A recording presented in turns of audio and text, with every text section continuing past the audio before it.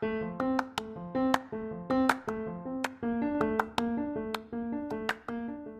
my name is Piper Harris, and welcome to the Rebuild Your Ruins, a Piper Harris coaching podcast.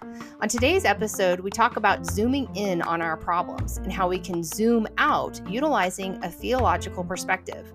Keep on listening for actionable steps you can take to find release in your life. Good morning, or if you're listening to this in the afternoon or evening, good afternoon. So this morning, I had a spark of creativity. Oftentimes when I prepare for podcasts, I sit down, I think about some of the, key points that I face, I guess I could say, in counseling sessions, and I try to break it down to give you all tools and tips. So I had actually written up a podcast idea about, 2 weeks ago. I went on vacation last week, which was absolutely phenomenal, exactly what the doctor ordered. So it's just been sitting on my desktop. And then this morning, I really was like, you know what? I have something else that I really feel is incredibly powerful. It was for me, and something that I wanted to share absolutely today. So we're talking about zooming in and how we can zoom out. So I'm going to start off by saying that today we are discussing applicable things that we find in the counseling session, and there are going to be some actionable steps that you can take while listening to this discussion. The difference being is today I really am taking a theological perspective. For some of you, you might know that I'm an active and participating Christian Catholic. So what that means is that my lens of life is always rooted in my faith. Often we're told as counselors that, we can't share our faith, which is true. We don't want to impose our beliefs on those in session. But ultimately, when I become close with my clients, we have spiritual conversations and they ask me questions about my faith. I ask them about where they stand in spiritual terms, all of those things. And I do actually have Christians that take part in sessions. So it really kind of runs the gamut when I'm working with people in the counseling room, whether they're religious or they're not religious. But today we are really taking a theological view in zooming in and zooming out on our problems, so that you all know, if you're not an active participant in the Christian faith, I understand, but I really do believe that you will gain some understanding through today's discussion. So hold on and let's get to it. So we're talking about zooming in. Oftentimes I talk to my clients about when we are coming into counseling or we're stuck on a problem, a feeling, we are so hyper-focused or we're zoomed in on the specific feeling or problem. If you can imagine zooming in, it's as if we're looking through this little tiny pinhole. There's blinders all around us. We can't see anything else. Everything's blackened out other than our hyper-focus through this itty-bitty tiny pinhole.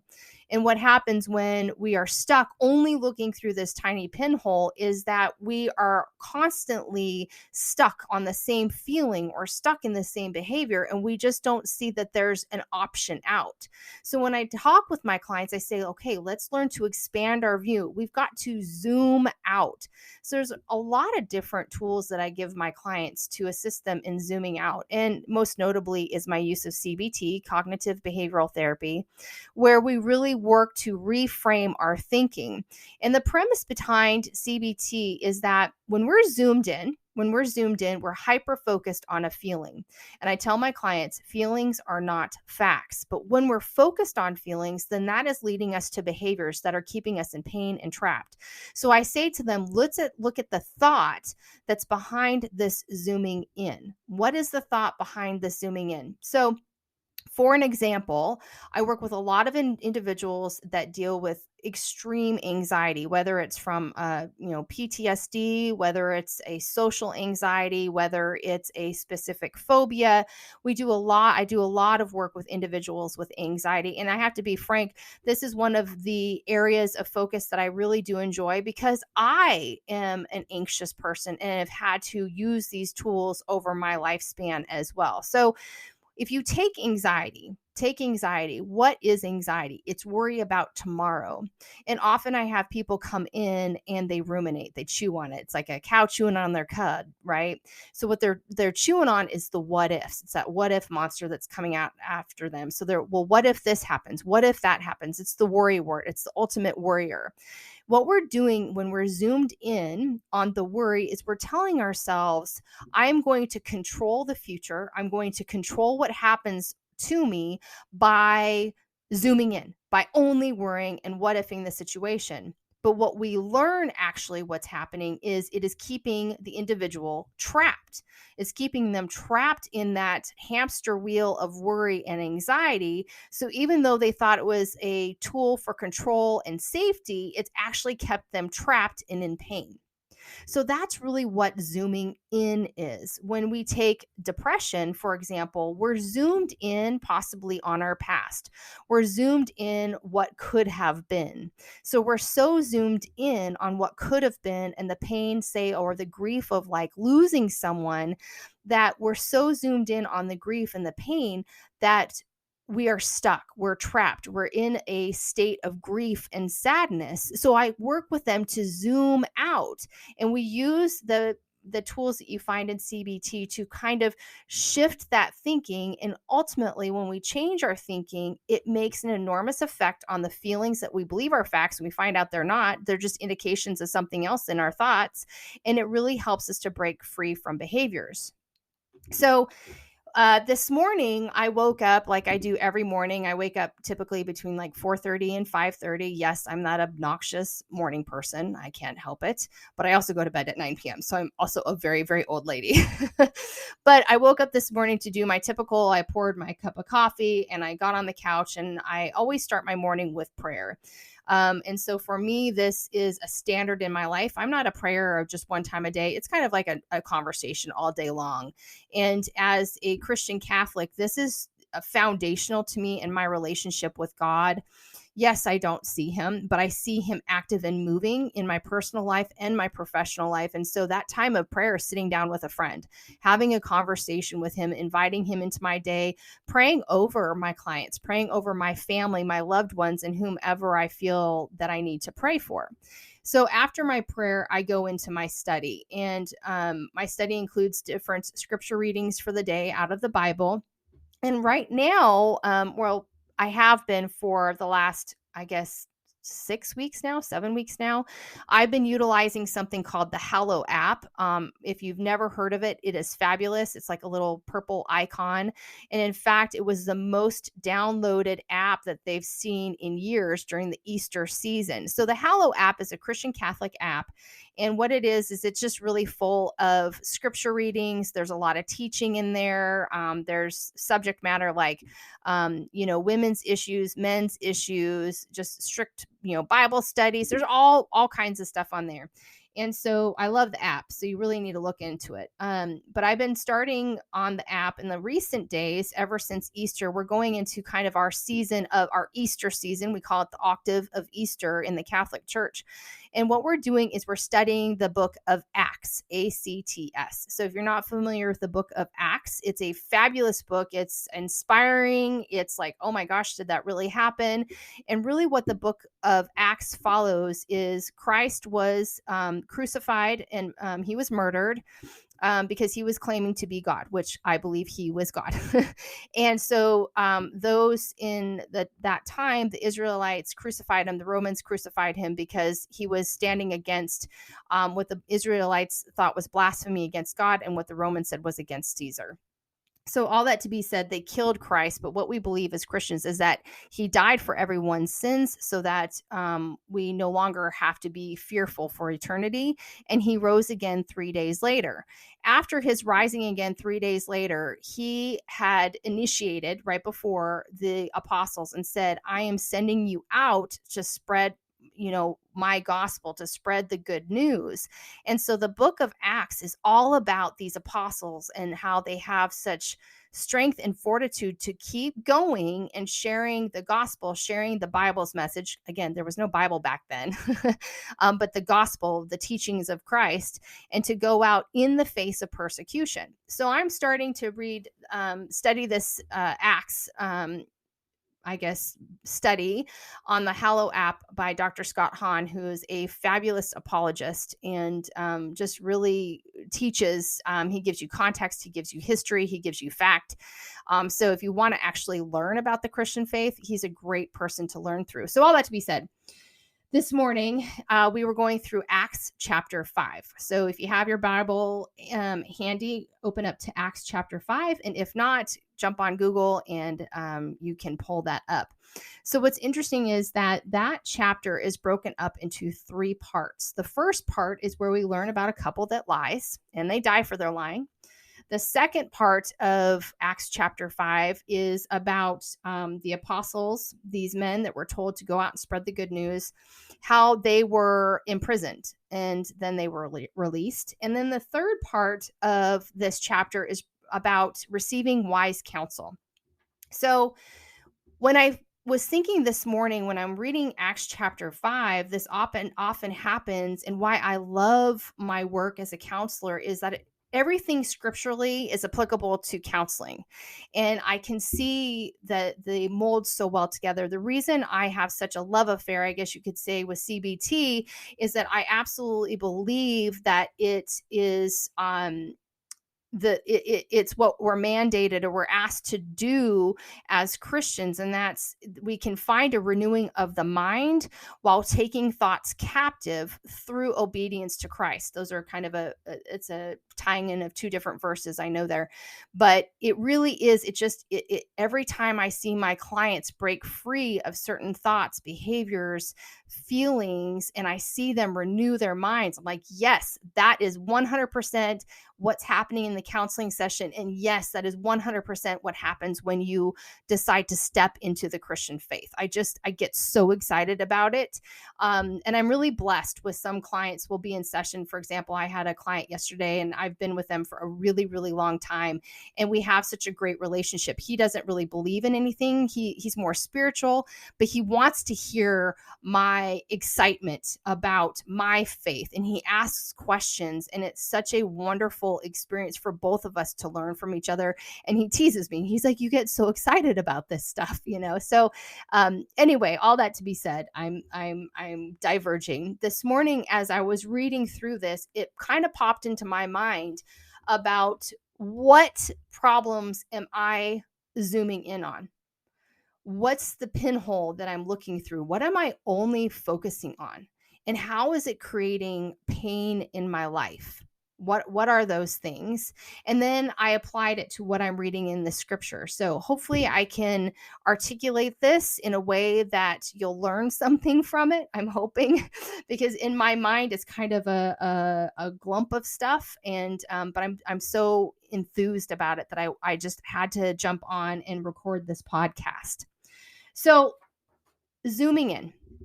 Ask yourself, where are you zoomed in on? And this is really hard to be honest with ourselves. And honesty is the first part I want to talk about with zooming in.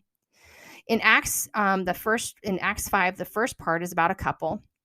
And they had gone and sold all of their property and saved some for themselves, and then went and gave the apostles all the money. But they weren't truthful about saving some of the money. They told a half truth, and ultimately they died for it. And when you read this, you're like, whoa, that seemed severe. They should be able to save some money. And that's not the point. The point is the half truth. So when we're zoomed in on problems, we're only seeing a part of our view. We're only seeing a part of what's open to us that we can readily grab toward. So zooming in, we're telling ourselves half truths. Again, I was with a client and we were discussing some things and some options, and they made this suggestion about, well, maybe I'll say this, leaving out this little part over there. And I saw this look on their face, and we have a really great relationship. And I said, really? So how's that going to feel, telling a half truth? What's that doing for you? And so we stepped into this half truth. What does the half truth do to us? It creates incongruence. Incongruence leaves us a mess and even hyper focuses us on that pinhole that we're looking through. So a half truth is almost a death. Does that make sense? When we're not willing to solely be honest, whether it's in a situation, whether it's in a relationship, or whether it's with ourselves, we are continuing to die to that half truth. So ultimately, when we're in the counseling session, I work with my clients as we build our relationship together. I work with them to find full honesty. You have to find full honesty. Why are you stuck in this situation? What is perpetuating this pain? Now, some of you might be listening and going, well, hey, Piper, by the way, I'm coming to counseling because somebody did something to me or I lost a loved one. I hear you and I'm not blaming you. But there's a half truth that you're also believing in that. For example, grief. I have individuals, it's interesting with the counseling process, it comes in waves, like different things. And so right now I'm dealing with a lot of grief and a lot of trauma.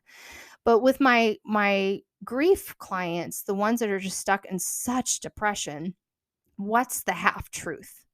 The full truth is absolutely they are missing their loved one.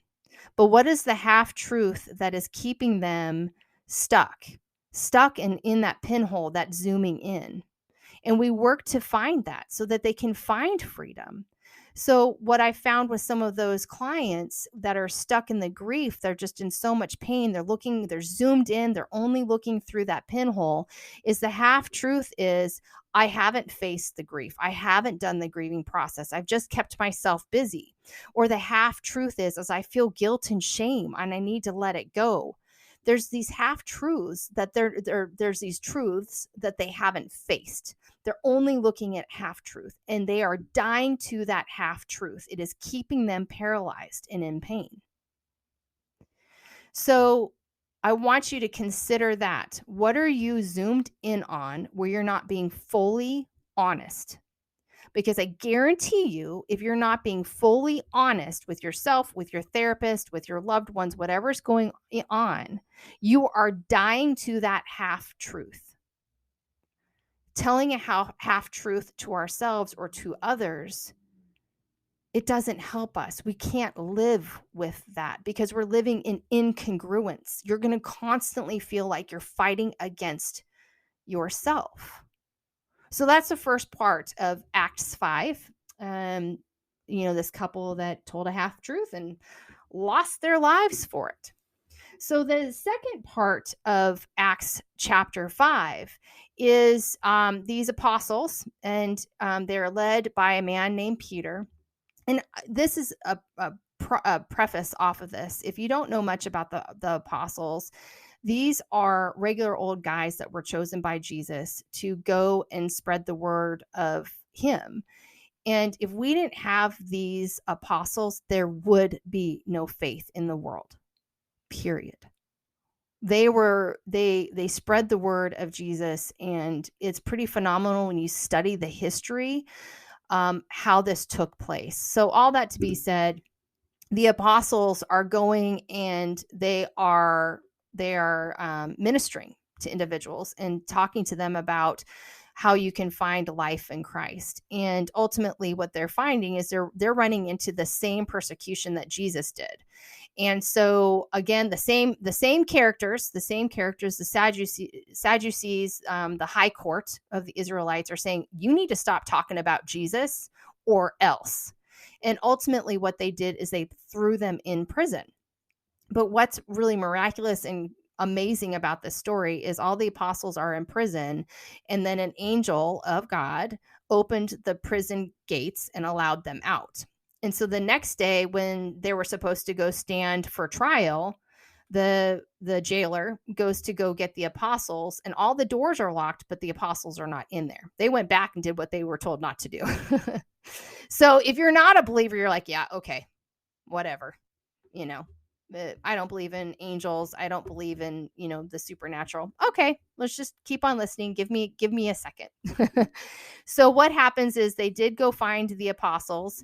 And so then so these apostles ultimately were found by the jailer. They took them back to the high court, and they had this discussion that they're not going to stand down, that they're going to continue to share, the gospel. They're going to continue to do that. What's interesting in this part of the study, and I want you to dig more into this because I am not a theologian. I love God, I love Jesus, but I'm not a theologian. So dig into this on your own. But what's interesting is that even though they were released from prison, and even though they weren't killed, because that was the whole point they threw them in prison, is they wanted to kill them, they were beaten before they were left. Okay. So how does that apply to counseling and you? What I would say is this: you are feeling imprisoned by zooming in, by your situation. You're feeling like you are in prison, but ultimately you can find release. However, you can find release, you can find freedom, but that doesn't mean you come out unscathed. These apostles were beaten. They had their backs ripped apart by whippings, by all of these atrocities, but they left still declaring joy. And that seems crazy, right? Why would we, in our situations, be grateful for the pain that we're in? And I'm not saying be grateful for the pain that you're in. What I'm saying is that when we're zoomed in, we feel like we're stuck behind those prison walls. We can't break free. When we're zoomed in on our anxiety, our depression, maybe you're dealing with a personality disorder, maybe you're dealing with gruesome acts that were perpetuated against you, you feel as if you are in prison. Those feelings are real. And I want to say that I'm not negating those feelings. But when we're only zoomed in on those feelings of imprisonment and of hopelessness, we can't see outside of those prison walls. But zooming out on our situation, getting the full view of what's going on, releases us. And you can find that in the process of counseling. You can find that through learning who Christ is. And I can tell you that my clients come to me. Again, I told you there's waves that happen with my clients. And right now I'm doing a lot of exposure therapy. And if you're familiar with exposure therapy, it's a really difficult process. It's typically used for those with trauma or those with really severe anxiety. And what we do is they say, okay, Piper, I am so stuck in this prison of this trauma, of this thing that's been perpetuated against me. I am in so much pain. I'm so zoomed in on it. I'm going to step into exposure therapy because I know, and I've told them, research shows when I do exposure therapy, I can find release. But what I can tell y'all is stepping into exposure therapy is like those apostles bending their backs over and taking the whippings and say, I'll take it. Because I know ultimately on the other side of this, there will be joy. Oof. I'm getting a little emotional. When I think about my clients, sorry, y'all, that freely say to me, I can't handle this prison anymore. I'm only focused on this prison and it is ruining my life. Piper, help me. What do I do? And I say to them, we need to step into exposure therapy. And y'all, I have never seen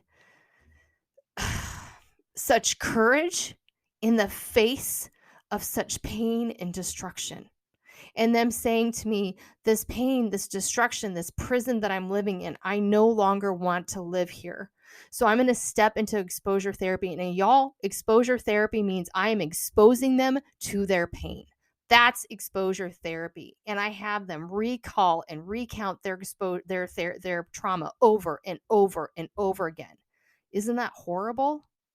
But what science tells us, what research tells us, is when we face those things, when we stop just being zoomed in only on that and worrying about it and living in prison, when we zoom out and say, I'm going to face this evil, I'm going to face this thing, what research shows us is in our brain that trauma is no longer re-traumatizing us. It's only a thought. We're remembering.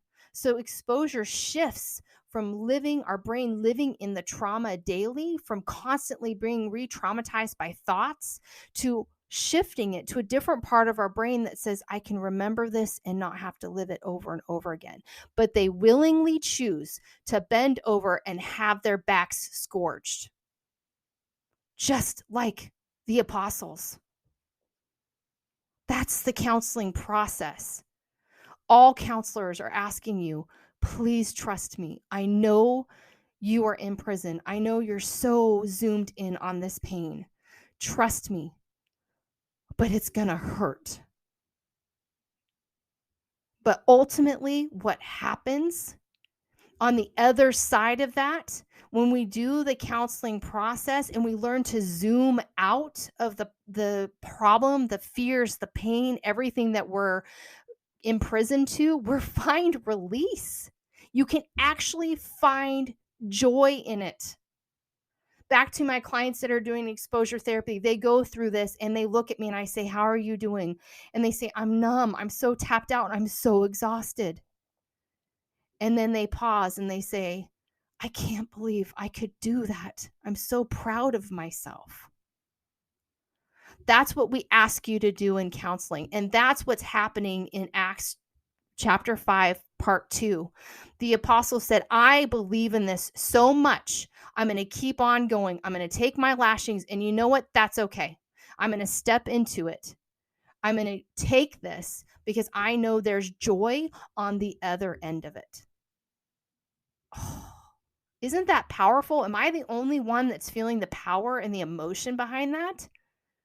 This is why I had to jump on and record this today. There's such power. It's so energizing to me. And it's so hope filled for not only my faith and my walk as a Christian, but man, does it give me hope for my clients. I get to witness this every day. What a gift to walk with my clients through their pain. Because I know if they stop zooming in and they zoom out, they are going to walk freely. So the third part of Acts chapter 5, we meet a man named Gamaliel. I think that's how you say his name, but he's like the top dog in the Sadducees and the Pharisees. He's like, everybody listens to him. And while the apostles, before they came back to the courts, while the apostles were out spreading the gospel, he's talking to the high court, and because they all want to kill him. They all want to kill him. And he says to them, listen, if what these men are saying that God is for them, it's a bad idea if we try to stop them, because ultimately we can't stop them. And so it's interesting is this man, and what church history tells us, he actually converted to Christianity. We don't know for sure, but that's kind of what, it's said. But what's interesting about him is that he's speaking to others about that, ultimately we have to believe that there's something greater. There's something greater that's pushing us forward and moving us forward. And he's saying it's unwise for us to stand against these men if what they're saying is true. And if what they're saying isn't true, it's just going to burn out. It doesn't matter.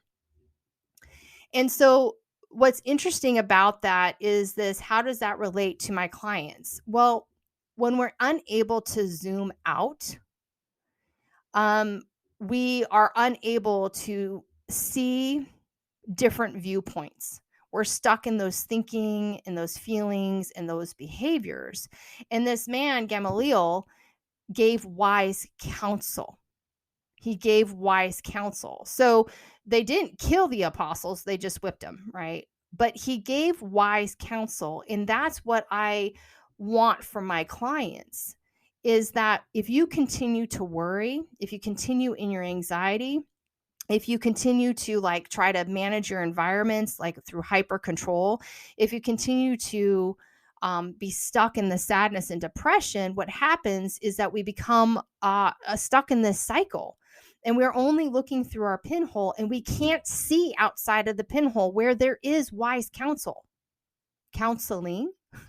Where'd that come from? Or where there's resources. When you zoom out, you can see there's resources. Okay, I can talk to my friends about what's going on. Okay, I can really start to dig into my thoughts. Okay, I can be brave and face this new diagnosis. But if you're only zoomed in, you only see the pain. If you zoom out, that's where you find wise counsel. That's where you're able to be released, where you're able to find freedom, where you're able to break free from your half truths. Zooming out, stepping outside of that little tiny pinhole allows you to find wisdom. It helps you to reframe your thinking. It helps you to face what's really going on. So that's my theology. That's my theology of counseling. That's my theology based on how all of us zoom in so much on our hurt and our problems. And this is what I want to share on a personal note. I'm flipping through my journal because this is part of my study every morning.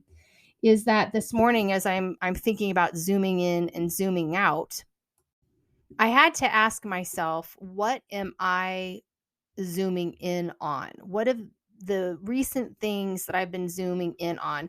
And listen, as a counselor, it's so funny. I have clients that say to me, "Oh, I didn't know you dealt with problems." And it makes me giggle every time, because I believe if we're good therapists, we, number one, are honest that we all have our own problems and troubles. But number two, we need to, do what we're asking our clients to do. And so that's a huge practice in my life too. So I sat there considering everything that I learned through the study of Acts chapter 5 and thinking about how is this applicable to our lives and how is this applicable to my life. I had to say, okay, what am I zoomed in on right now?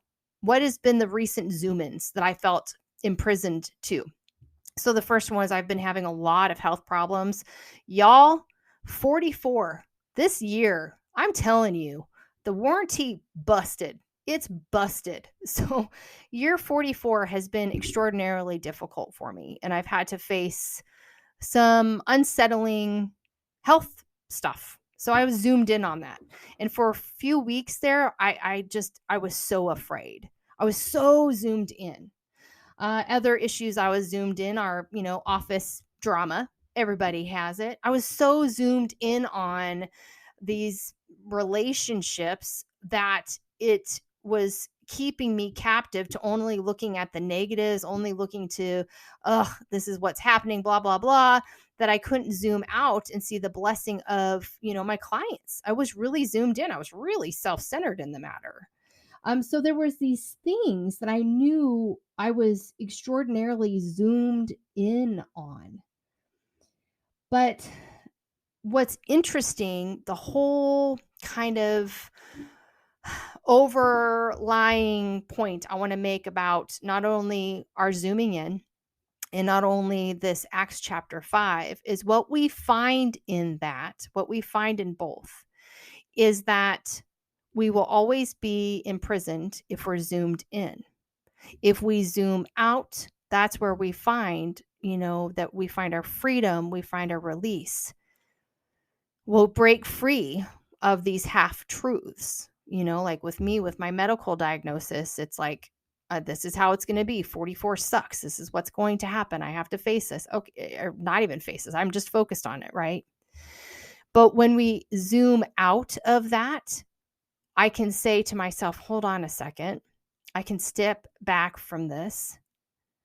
What are my resources? What can I do? I'm going to seek wise counsel. I'm going to be honest with myself. But through it all, I am still suffering. I can't remember who said it, but there's like 3 promises in life. One was we'll always work. 1 or 2 is that there will always be an unknown. And number 3 is we'll always suffer. It's kind of a promise in this life. And what we believe as Christians is that we're asked to pick up our cross, to bear our cross. When Christ was crucified, he was asked to carry the wooden cross himself after he was beaten, and then they nailed him up there. It's crucifixion was a horrific way to kill people. But what we say as believers is, I'm going to take up my cross because I know the joy that is outside of that bearing the cross. Does that make sense? So when we are zoomed in, all we feel is the pain. When we zoom out, we say, okay, I can bear the pain because I know on the other side of it, I'm going to find release and joy. So I'm going to carry this cross. I'm going to carry this affliction. I'm going to carry this diagnosis. I'm going to carry the fact that I haven't been honest with myself or others. I'm going to carry that I need to break free of my thinking patterns. I'm going to carry this cross and recognize I need to break free of my addictions. All of these things is a cross to bear. We're not saying it's fair. We're not saying it's pain-free, but you're saying I'm going to step into this and I'm going to bear it. I'm going to carry it with me because I know if I do that, if I persevere, there will be change. So when I was considering my zooming in, and I asked myself, what are the crosses I am choosing to bear? Rather than thumbing my nose at God and saying, seriously, you're going to give me yet another health problem? I've had a lot, y'all. Rather than doing that and just focusing on myself and just being angry, I can zoom out and say, okay, there's a reason behind this. I'm going to carry this and I'm going to zoom out, not focus just on me and the pain that I'm enduring and all the frustrations. I'm going to zoom out and say, okay, what are my resources? How can I use this? How can I find freedom from this? When it comes to office issues, I was so zoomed in on it, so annoyed, so frustrated. I know you all get that too, that I was stuck. I was like miserable. So I choose to bear some of the frustrations, some of the annoyances. All of us have those. I chose to bear those and zoom out. And what do I see when I zoom out? Yes, they're still there, but I can bear them because when I zoom out, I have the gift of people coming to me. I have the gift of walking with them, of helping them bear their cross, and willingly saying, I'm stepping into this because I know what's on the outside. When I zoom out, I'm able to work with people and help them recognize the incongruence that they're living in because of the half-truths that they've been listening to. When I zoom out, I have the blessing of saying and seeing people break free, seeing them break free from their prisons. They've been released.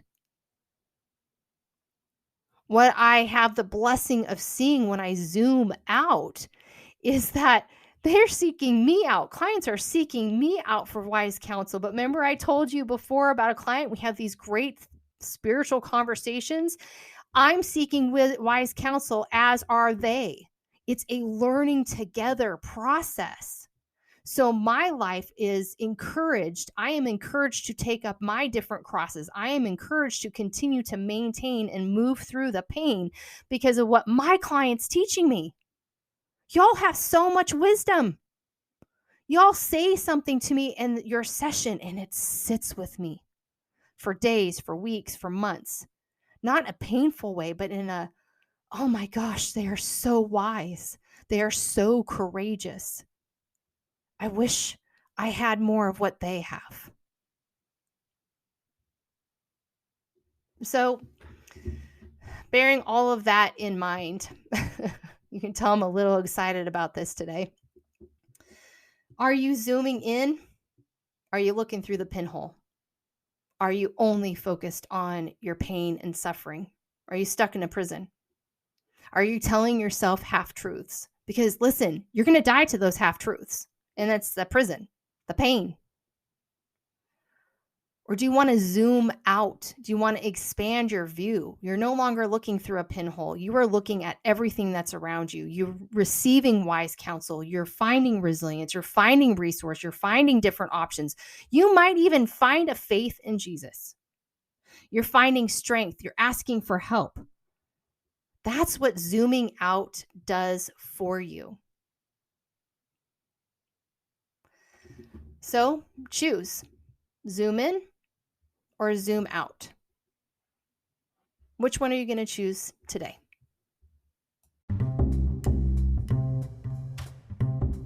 That brings us to the end of this episode. Thanks so much for joining me. If you're curious about some of the topics we touched on today, go check out and download the Hallow app, HALLOW, to increase your spiritual and faith-filled life. And if you're hoping to be released from your prison, seek wise counsel, learn more about my graduate student counseling at piperharris.net. Again, I hope you learned some things that are going to equip you to continue in rebuilding the ruins of your life. If you've enjoyed the show, please rate and review me on your podcast listening platform and share it with your friends and family. As always, thanks so much for listening to the Rebuild Your Ruins, a Piper Harris coaching podcast. I'll talk with you next time.